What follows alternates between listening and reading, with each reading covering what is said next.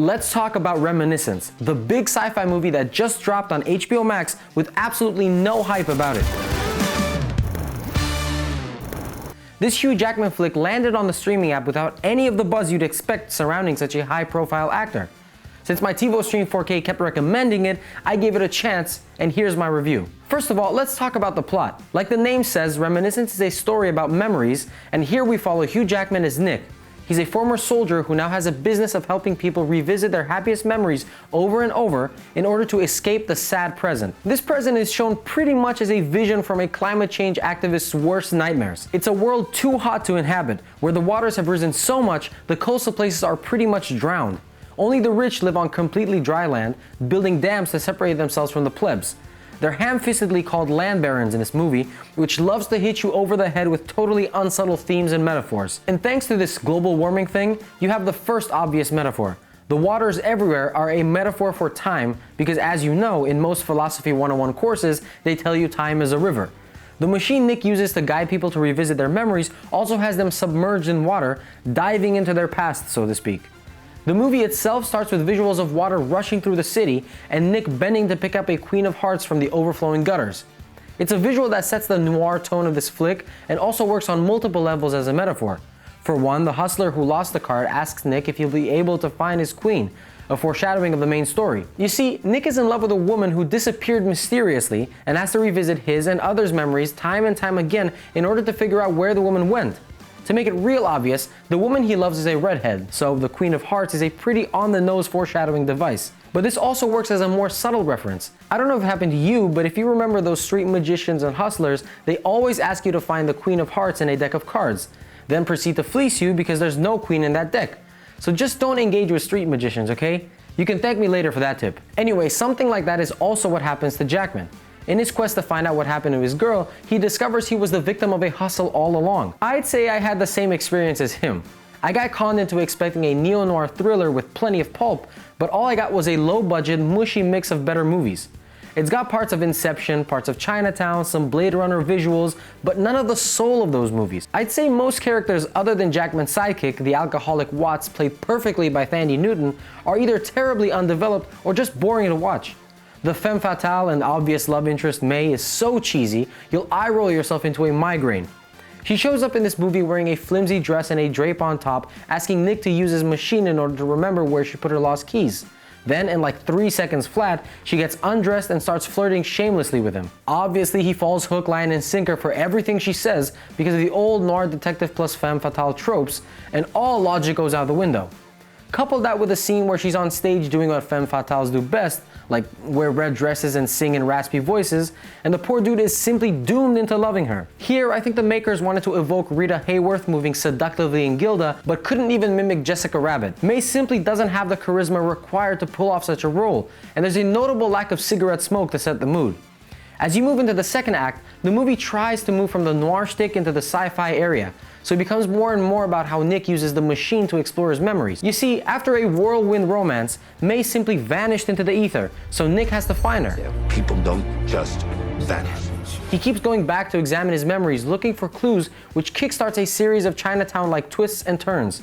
Unfortunately, unlike in that one, none of the characters here are developed enough to make him care. Did she love him? Did she love him not? Are all questions the movie wants you to ask yourself, but you won't. Instead, you'll ask yourself, who wrote this? Because I kid you not, the dialogue is on par with, "It was a dark and stormy night." Ever hear of Orpheus and Eurydice? They were a couple very in love. Until one day Eurydice died. That's a horrible story.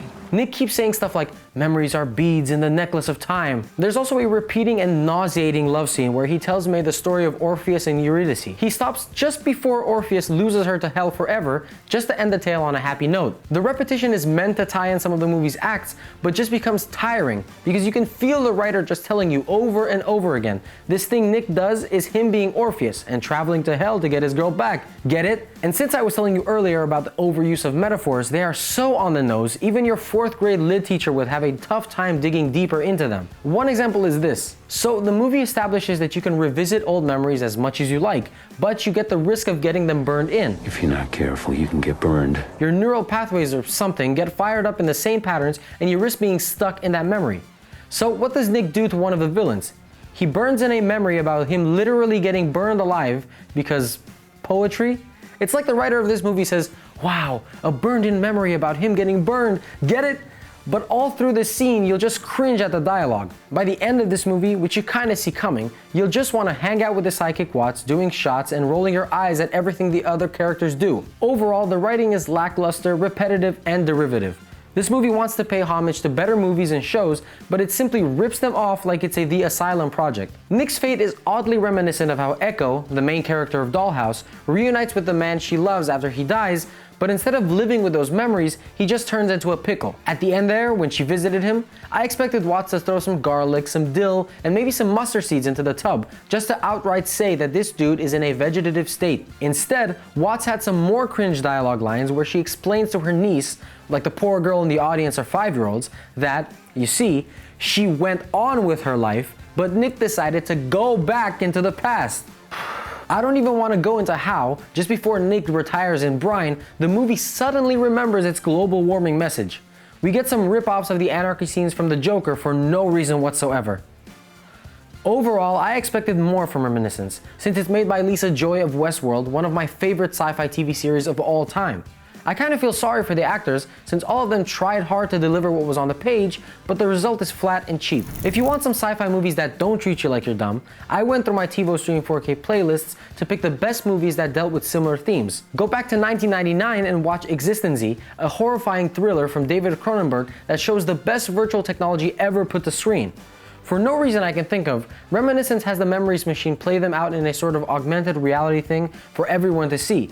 Never mind the fact that no one would willingly share their most important and private memories with whoever might be in the room, especially a grimy detective. Anyway, Existency has a game console that connects to people's actual insides and rewrites reality in terrifying ways. I'd say give this one a stream instead. You could also try Dark City, which I recommended before. This is a movie that came out at about the same time as Matrix and did Matrix's ideas a lot better. It's a moody sci-fi noir where the main character is truly hard-boiled and each supporting character jumps to life on the screen, making their story of not being able to live in reality that much more believable. And lastly, if you want some more and better time travel, try Primer.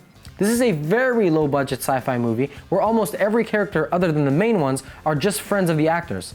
Still, despite the lack of trained actors, Primer is a believable time travel story that does not dumb down anything for the audience. It has engineers, it has jargon, it has quantum physics, and best of all, it has an unpredictable, engaging story.